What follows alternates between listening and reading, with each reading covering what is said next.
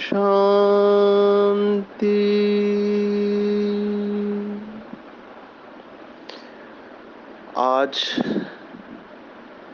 1 अक्टूबर 2022 भारत में शनिवार है।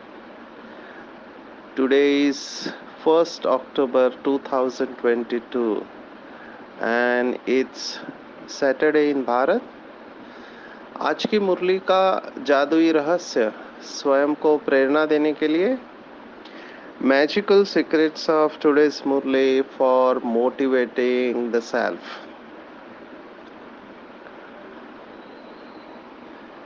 वर्तमान समय भारत में नवरात्रि पर्व की धूमधाम है। विश्व में भी जहाँ जहाँ भारत के लोग गए हैं वहाँ पे ये उत्सव मनाया जाता है और भारत में भी विशेष कलकत्ता में ये उत्सव बड़ी धूमधाम से मनाते हैं। पहली बार कलकत्ता में आए हैं तो हम देख रहे हैं कि कितना डेकोरेशन करते हैं, कितनी कलाकारी है यहाँ पर। आज थोड़े स्थानों पर जाना हुआ तो एक स्थान पर देखा, लेक टाउन करके है, वहाँ पे ये क्लब बोलते हैं, अलग अलग संघ होते हैं। तो मुझे बहुत विचित्र बात ये लगी कि अभी नवरात्रि का उत्सव है लेकिन उसमें जो भी डेकोरेशन किया है तो कहा कि 1 साल से कर रहे हैं वो। माना पूरा महल खड़ा किया है उन्होंने ब्रिटिशर्स का। अभी अंदर नवरात्रि है और ऊपर क्रॉस लगाया हुआ है क्रिश्चियनिटी का। और यहाँ पर विशेष मैं देख रहा हूँ मेजॉरिटी जगह पर जैसे मुंबई में हम देखते हैं केवल देवी की एक ही मूर्ति होती है और नीचे वो महिषासुर असुर होता है जिसको मारती है देवी।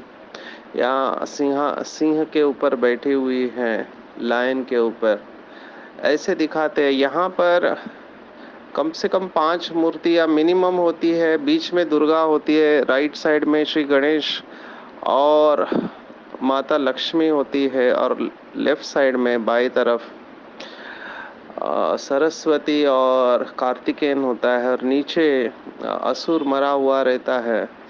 तो ये टिपिकल होता है। लेकिन विशेष यहाँ पे देखा डेकोरेशन पे बहुत खर्चा करते हैं। तो जहाँ पर हमने देखा आज सुबह तो देखा कि क्राइस्ट का पूरा बर्थ दिखाया है, क्रिश्चियनिटी के बारे में बताया है। तो मुझे बहुत वंडर लगा कि कोई भी धर्म वाले, माना क्रिश्चियंस ले लो या मुस्लिम ले लो या और कोई भी धर्म वाले, दूसरे धर्म की बातें नहीं दिखाएंगे। जैसे क्रिश्चियन लोग अपने त्योहार में श्री कृष्ण का जन्म नहीं दिखाएंगे, श्री कृष्ण का जन्म, माता पिता, बच्चा बड़ा हुआ। लेकिन यहाँ पे नवरात्रि पर्व में वो सब दिखाया हुआ है। देवी की बीच में मूर्ति है और चारों तरफ ये डेकोरेशन है। तो ये भी एक अलगपना हमने देखा। अभी इसके पीछे क्या सिद्ध करना चाहते हम नहीं जानते, लेकिन एक निरीक्षण जो मैंने देखा वो आपको सुना रहे हैं। हालांकि पूरा कोलकाता में रात भर जागते हैं ऐसे मैंने सुना और दिखाई दे रहा है कि इतना धूमधाम से यहाँ पर मनाते हैं। बहुत अच्छी कारीगरी है। एक एक आर्टिस्ट कितना मेहनत करता है, पूरा सजा हुआ रहता है। तो भावना है भक्ति की। और फिर ऐसे एक्सपेरिमेंट्स होते रहते हैं, बहुत सारे एक्सपेरिमेंट्स। और हमारे लिए अगर आप कहो तो बाबा ने जो शब्द हमको दिया है फुल स्टॉप लगाने के लिए, जो योगी आत्मा है उसकी विशेषता होती है कि योगी मतलब शक्तिशाली बुद्धि, आज की मुरली में बाबा ने कहा, सारा मदार बुद्धि की यात्रा पर है। पुरुषार्थ माना क्या? बुद्धि की स्वच्छता और बुद्धि की यात्रा, पूरा खेल ही बुद्धि के ऊपर है।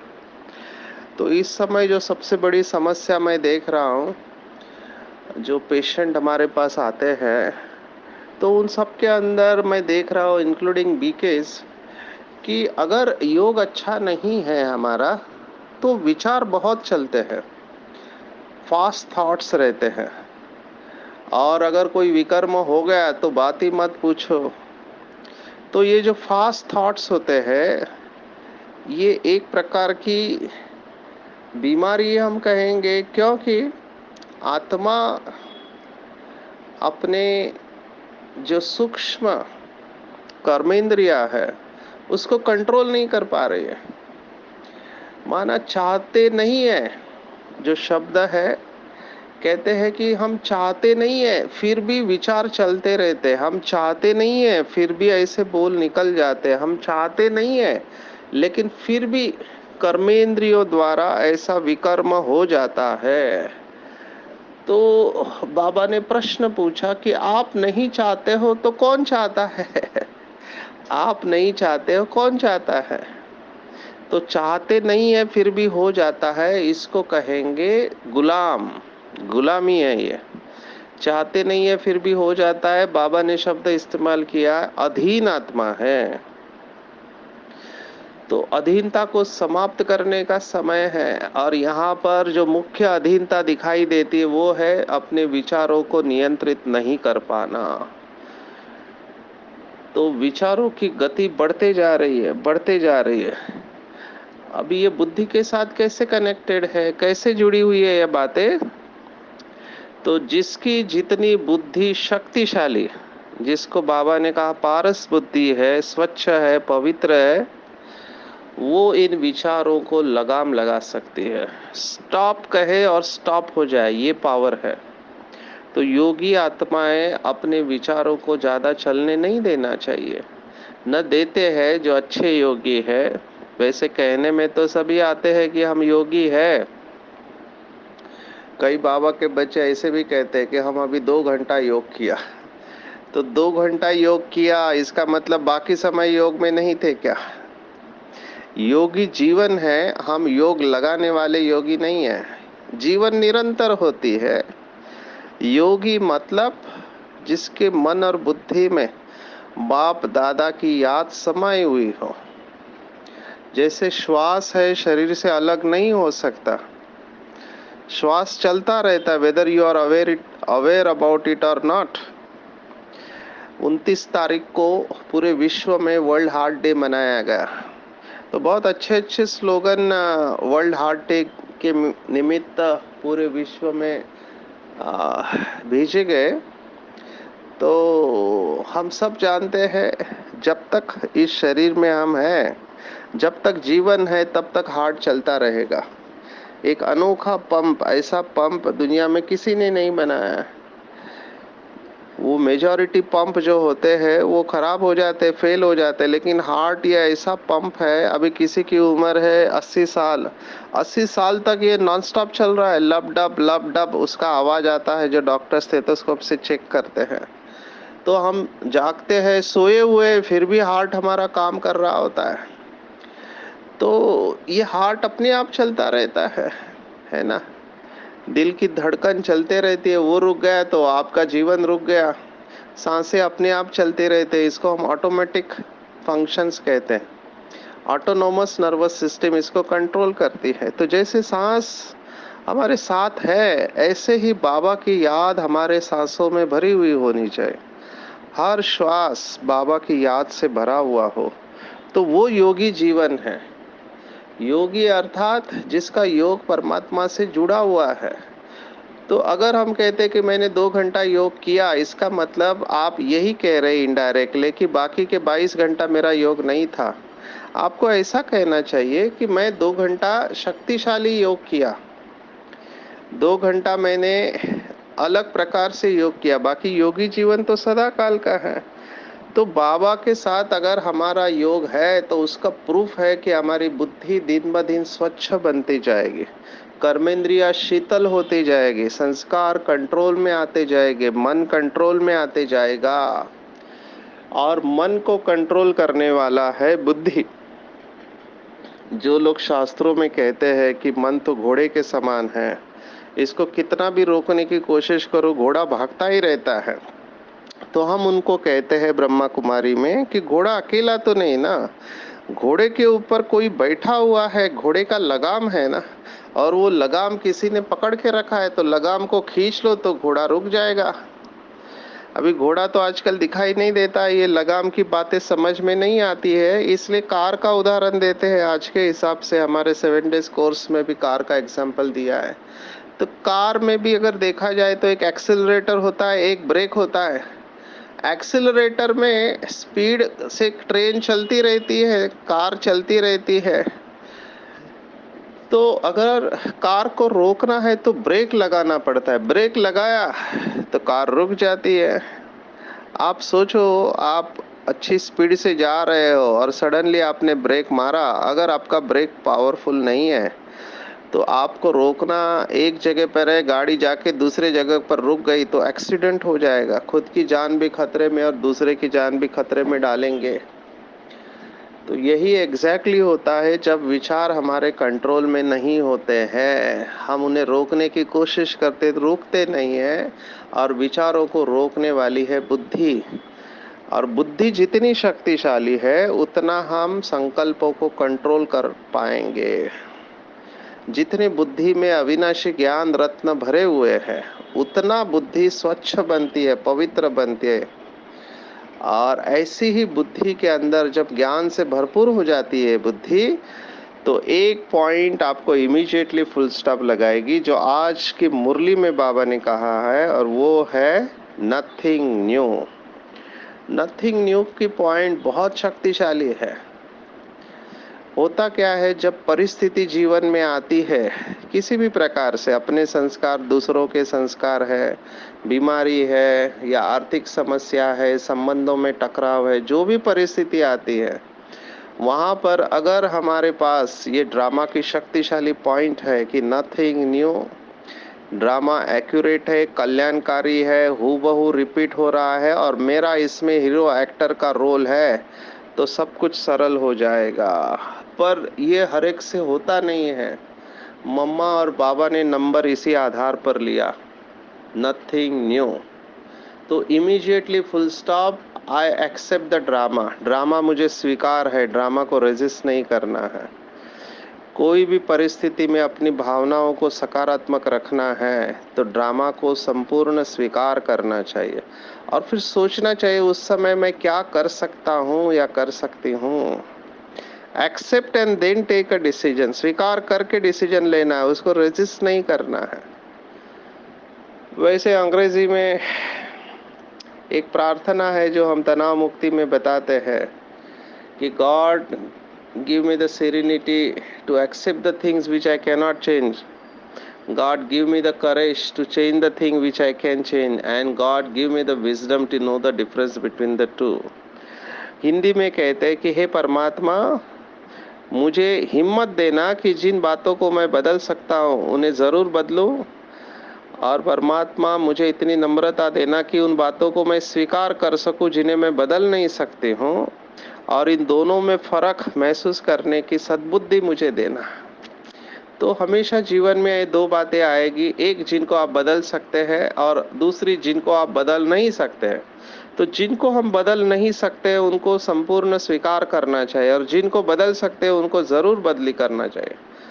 और कुछ नहीं बदली कर सकते तो कम से कम अपना दृष्टिकोण तो ज़रूर बदली कर सकते हैं। मेरे जहाँ पर भी स्कूल कॉलेज में लेक्चर्स होते हैं, मैं हमेशा कहता हूँ कि आपको सब कोण सिखाए जाते हैं। ज्योमेट्री विषय होता है, भूमिति बोलते हैं, क्या अलग अलग भाषा में अलग अलग नाम है, ज्योमेट्री गणित होता है, तो उसमें अलग अलग कोण बताए जाते हैं, त्रिकोण होता है, स्क्वायर होता है, लेकिन ये सभी कोण जीवन में कितना काम में आते हैं मुझे नहीं पता। अभी हमने मैथमेटिक्स पढ़ा, गणित पढ़ा, अंक गणित है, बीज गणित है, तो अभी हम डॉक्टर बन गए या लौकिक में हमको ये कितने काम में आते हैं? ऐसे देखा जाए तो हमारे कोई काम का नहीं। इंजीनियर्स के लिए गणित काम में आता है, लेकिन हमारे कोई काम का नहीं। तो इतने सारे कौन सीखे, उससे क्या फायदा हुआ? लेकिन सबसे बड़ा फायदा जो करने वाला कौन है, उसको कहते हैं दृष्टिकोण। और दृष्टिकोण के बारे में स्कूल कॉलेज में सिखाया नहीं जाता है। दृष्टिकोण माना हर परिस्थिति में सकारात्मक रहने का, उसके तरफ देखने का दृष्टिकोण अगर सकारात्मक है तो परिस्थिति का हमारे ऊपर प्रभाव नहीं आता है। तो आज बाबा ने धारणा की बात कही है, जो बाबा लगातार 2 दिन से कह रहे हैं। कल के मुरली में था कि पत्थर नहीं मारना चाहिए, किसी को जख्मी नहीं करना चाहिए। आज बाबा ने कहा बुद्धि में रहे, जो कर्म मैं करूँगा मुझे देख सभी करेंगे। मैंने बहुत फैमिली की काउंसलिंग की है, तो कई माँ बाप आते हैं, कहते बच्चे गुस्सा करते हैं बहुत उनका, और ऐसे शब्द इस्तेमाल करते हैं जो हमको भी नहीं पता। तो बच्चे क्या करते हैं, कॉपी करते हैं। बच्चों का दोष नहीं है, जो माँ बाप की स्टाइल है, माँ बाप के शब्द है, वही कॉपी करते हैं वो।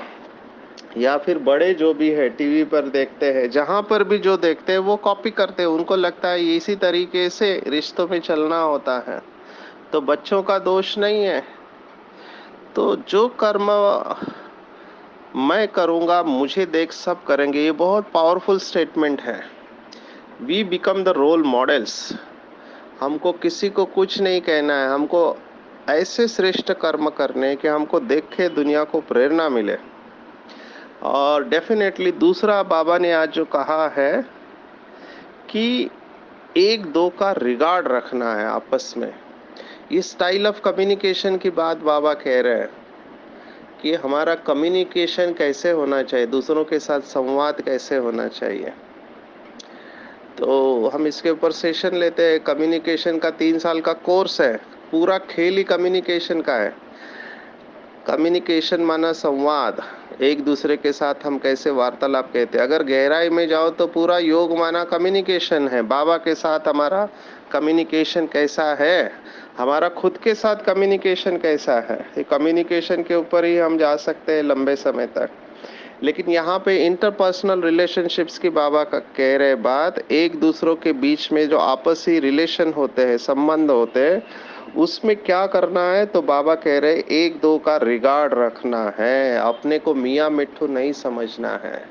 ये बहुत इम्पोर्टेंट पॉइंट मुझे लगती है। जो बाबा ने 3 सर्टिफिकेट लेने को कहे हैं, मन पसंद, लोक पसंद और प्रभु पसंद, उसमें 2 सर्टिफिकेट तो रिलेटिवली इजी है। मन पसंद के लिए श्रीमत की लकीर के अंदर रहेंगे तो मन पसंद बन जाएंगे। प्रभु पसंद बनने के लिए सच्ची दिल पर साहेब राजी है, बाप को सब कुछ सच सच बता देंगे तो प्रभु को सत्यता अच्छी लगती है। अभी लोक पसंद का सर्टिफिकेट है, उसके लिए बाबा ने कहा रिगार्ड दो और रिगार्ड लो। तो ये रिगार्ड फंडामेंटल है। रिगार्ड, कई लोग कहते कि कैसे रिगार्ड दो, इसने काम ही ऐसा किया है, इसको हम कैसे रिगार्ड दे सकते हैं। वहीं पे रिगार्ड देना होता है। अगर गहराई में आप देखो, रिगार्ड इसलिए नहीं देना होता है सामने वाले को सम्मान कि वो एक मैनर्स है, शिष्टाचार है, इसीलिए नहीं देते सम्मान। सम्मान इसलिए देते हैं क्योंकि वो मेरा संस्कार है। मैं अपना संस्कार क्यों छोड़ूं? सामने वाला गलती कर रहा है तो मैं अपनी सभ्यता को क्यों छोड़ूं? भले आप राइट है, लेकिन शिव बाबा की श्रीमत है कि सत्यता के साथ सभ्यता की जरूरत है। भले आप राइट हो 100%, लेकिन सभ्यता छोड़ के सत्यता को नहीं लेना है। नहीं तो कई लोग कहते हैं मैंने गुस्सा इसलिए किया क्योंकि मैं राइट था, इसलिए मैंने गुस्सा किया। अंग्रेजी में कहावत है, if you are right no need to get angry, and if you are wrong you don't have any right to get angry. अगर आप सत्य है तो आपको गुस्सा करने की जरूरत ही नहीं है, और अगर आप सत्य नहीं है तो आपको गुस्सा करने का कोई अधिकार ही नहीं है। तो दोनों सिचुएशन में गुस्सा नहीं करना है। तो रिगार्ड रखना, ये वही कर सकता है जो अंदर से भरपूर है, अंदर से संतुष्ट है, तृप्त है, highest degree of self respect में रहने वाला व्यक्ति ही दूसरों को रिगार्ड दे सकता है अनकंडीशनल। अभी कौन करता है ये? तो मेरे आंखों के सामने शिव बाबा है। इतनी हाईएस्ट अथॉरिटी है जिसके ऊपर कोई नहीं है, जो सबके माता पिता है उसका कोई माता पिता नहीं है, ज्ञान का सागर है, जन्म मरण के चक्कर से न्यारा है, संपूर्ण पवित्र है, पवित्रता का सागर है। ऐसे बाप को हमने कितनी गाली दी, कण कण में कहा, ठिक्कर बित्तर में कहा, कुत्ते बिल्ली में कहा, कितना अपमान किया उसका। फिर भी वो आकर क्या कहता है कि मैं मेरे बच्चों का मोस्ट ओबीडियंट सर्वेंट हूँ। कितना निरंकारी है, बच्चे है फिर भी क्या कहता है, मालेकुम सलाम। बच्चों को नमस्ते करते हैं बाबा। कितनी नशे की बात है और कितना निरंकारिता का गुण है। तो हमको भी बाप समान ऐसे निरंकारी बनना है, एक दूसरे को रिगार्ड दे के चलना है। हमने सबने देखा अव्यक्त बाप दादा की मुरली चलती रहती है और बीच में कुछ आत्माएं बाबा की बात को रोक देते हैं, हमने ये नोटिस किया। लेकिन बाबा की रॉयल्टी देखकर मैं हैरान हूँ। बाबा बिल्कुल कोई भाव नहीं चेहरे के ऊपर, बहुत प्यार से बाबा कितना अच्छी तरह से बात करता है। अभी वो बच्चे भी है जो माइक पे बोलते हैं, बाबा के ऊपर अधिकार रखते हैं, अधिकार से बोलते हैं, अभी उनका नेचर है वो। लेकिन बाबा बिल्कुल दिल पर नहीं लेता है। अभी मैंने देखा एक संवाद में दो वरिष्ठ आत्माएं आपस में बात कर रही है, तो बीच में अभी वो कुछ डिफरेंस ऑफ ओपिनियन चल रहा था, तो तीसरे ने बीच में बोला, तो एक ने तुरंत कहा, जब बड़े बात कर रहे हैं तो छोटों को बीच में बोलना नहीं चाहिए, इतनी भी समझ नहीं है आपके अंदर। तो उसमें गुस्सा दिखाई दे रहा था। यहाँ पे मैंने नोटिस किया कि बाबा कितना शांति से, कितना सम्मान पूर्वक बात कर रहा था। तो हमको भी बाप समान अगर बनना है तो बाबा से ये गुण उठा लेना चाहिए। मियाँ मिट्ठू नहीं समझना है कि मैं बड़ा अभिमान की छत पर चढ़ा, बिल्कुल नहीं, गिरने वाले हो। आज की मुरली में उदाहरण ही बाबा ने दिया है, देखो मम्मा बाबा के जैसा पुरुषार्थ कोई नहीं कर सकता। ये शिव बाबा को भी मुरली में कहना पड़ा, लेकिन आज की मुरली में बाबा ने स्पष्ट कहा है कि जगदीश भाई शास्त्र पढ़ा है, अंग्रेजी भी जानता है, तो उसको रिगार्ड देना है। उन्होंने देकर दिया, दिखाया ना। तो हालांकि मम्मा बाबा जैसा कोई नहीं है, लेकिन बाबा ने आज उदाहरण दिया कि रिगार्ड देना क्या होता है। जगदीश भाई की बात आई है, इसलिए मैं अपनी बात भी सुना देता हूँ। उस समय हम गुजरात में थे, वलसाड़ में। अभी ज्ञान में चल के हमको 1 ही साल हुए थे। अभी वहाँ पे जगदीश भाई का प्रोग्राम था, वो आने वाले थे। तो मैं इतना नहीं जानता था जगदीश भाई को, कौन है क्या है, किताबें लिखी है इतना पता था। अभी वो उधर आने वाले थे तो नीचे सभी टीचर्स बहने, भाई बहने सब चले गए। मैंने कहा क्या एक देदारी के पीछे ये लोग इतना ये है। मैं गया नहीं।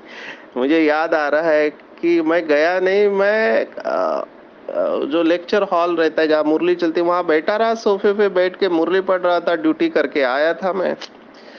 तो नीचे इन्होंने सबने रिसीव किया, तो मुझे लगा ये लोग कहीं जाएंगे रूम में और कहीं पे, तो वो जगदीश भाई सीधा क्लास में आए, वही सबसे आगे थे। तो उनको देखकर मेरे से रहा नहीं गया, मैं खड़ा हो गया।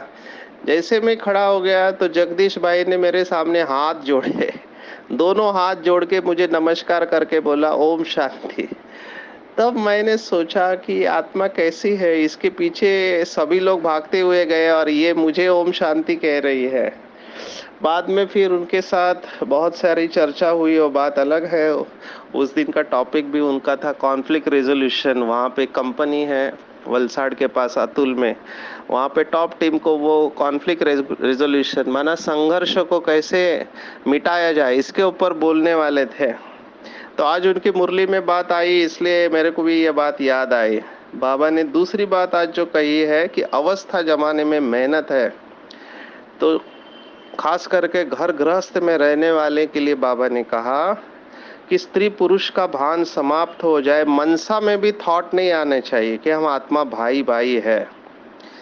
तो ब्रह्मा के बच्चे आपस में भाई भाई है, तो विकारों की आग लग नहीं सकती और क्रिमिनल असॉल्ट नहीं हो सकता। इसका अभ्यास करना है और बाबा से सर्व संबंधों का प्यार अनुभव करना है। तो आज बाबा ने पूरा फिर से धारणा की बात कही हुई है, मनमना भव की बात भी आज आई हुई है। हमने बहुत बार देखा है मनमना भव श्लोक भगवत गीता में 2 बार आता है। आज कर्मों की गति के ऊपर भी आया हुआ है। दूसरे अध्याय में, सॉरी, चौथे अध्याय में 17वां श्लोक है, कर्मणा अपि बोद्धव्यम बोद्धव्य च विकर्मणा अकर्मणश्च बोद्धव्यम गहना कर्मणो गति। तो चौथा अध्याय फिर से सुने जो लोग नए बाबा के बच्चे आए हैं। Shrimad Bhagavad Gita study group. फिर मनमना भव की बात आई है 9वें अध्याय में 34वां श्लोक और 18वें अध्याय में 66वां श्लोक 2 बार आया हुआ है। इसको स्टडी करें। दुख सुख इस समय का काग विष्ठा के समान है। तो बिल्कुल वैराग्य आना चाहिए। विकार को भी सुख समझते हैं आजकल के लोग, और ऐसे रिसर्च में बताते हैं कि अगर विकार में नहीं गए तो पागल हो जाएंगे, आपका स्वास्थ्य अच्छा रहता है, रिलेशनशिप अच्छा रहता है। ऐसे उल्टी बातें आज के समय पर लोग सुना देते हैं और उसी को जीवन समझ लेते हैं। बिलीफ सिस्टम के ऊपर भी बाबा ने आज बताया कि कैसे अंधश्रद्धा में लोग साधु सन्यासियों के पास जाते हैं और बच्चा नहीं होता है और सन्यासी कहता है मैं आपको बच्चा देने के लिए आशीर्वाद देता हूँ। अभी बच्चा मिल गया तो कहेंगे सन्यासी का आशीर्वाद था, मर गया तो सन्यासी कहता है ड्रामा में भावी थी। तो अच्छा है, मना काम हुआ तो क्रेडिट खुद लेते हैं और काम नहीं हुआ तो ड्रामा के ऊपर छोड़ देते हैं। तो ये चालाकी है, इसको हम लॉ ऑफ एवरेज कहते हैं। तो ये ब्लाइंड फेथ से चलने वाले होते हैं लोग। यहाँ पर भी हमने देखा है, ब्रह्मा कुमारी के पास आते हैं और काम हो गया तो कहते बाबा ने किया, अगर काम नहीं हुआ तो कहते बाबा ने ऐसा क्यों किया। उस समय नहीं कहते कि ड्रामा अनुसार हुआ करके। तो ये बिलीफ सिस्टम के बारे में बाबा ने कहा कि सब कुछ ड्रामा प्लान अनुसार होता है, सभी खेल कर्मों के ऊपर है। आज जो मम्मा की मुरली चली है उसमें भी मम्मा ने स्पष्ट कहा है, ये संत संत आत्माएं जो है, संत महात्माएं, जब तक उनको कर्मों की नॉलेज नहीं है तब तक वो कर्म अकर्म नहीं हो सकते। वो लोग अकर्म का अलग ही अर्थ बताते हैं और मम्मा ज्ञान की देवी सरस्वती कुछ और कह रही है। सत धर्म क्या है, सत कर्म क्या है। वो समझते राम राम कहेंगे तो हम मुक्ति में चले जाएंगे और सबको वो कान मंत्र देते, गुरु मंत्र। लेकिन ऐसा होता नहीं है। मुक्ति में सभी को जाना ही है, लेकिन जीवन मुक्ति में कोई नहीं आएगा। और मुक्ति में भी जाएंगे तो प्यार से और मार से। तो जीवन मुक्ति में आने के लिए शिव बाबा को यथार्थ याद करना पड़ेगा। ऐसे नहीं समझना कि मरने के बाद हम मुक्ति में जाएंगे, तो ऐसे को बेसमझ कहा गया। ऐसे मम्मा ने आज कहा मरने के बाद क्या फायदा मिलेगा, कुछ भी पता नहीं है। तो मम्मा ने स्पष्ट कहा चाहे अच्छे कर्म करो बुरे कर्म इस जन्म में भुगतने ही पड़ते हैं। तो अपने कर्मों को कैसे शुद्ध करना है, इसके लिए कर्म अकर्म और विकर्म की गति समझनी चाहिए। और ये हमने देखा है तीसरा चौथा और 5वें अध्याय में, इसलिए आज वहाँ पर नहीं जाते हैं। तो घर गृहस्थ में रहते सहयोगी बनकर चलना है। बाबा जो सर्व संबंधों की सैकरीन है उसे बड़े प्यार से याद करना है ताकि कोई संबंध हमको खींचे नहीं। और नथिंग न्यू का पार्ट पक्का करना है। बाबा ने कहा विघ्न तो आनी ही है, परिस्थितियां आनी है। मैं तो कहता हूँ आनी ही चाहिए, क्योंकि जब तक परिस्थिति नहीं आती है हमको हमारी स्थिति का पता नहीं चलता है। बाबा ने आज उदाहरण जो दिया है कि वो है हैमर का।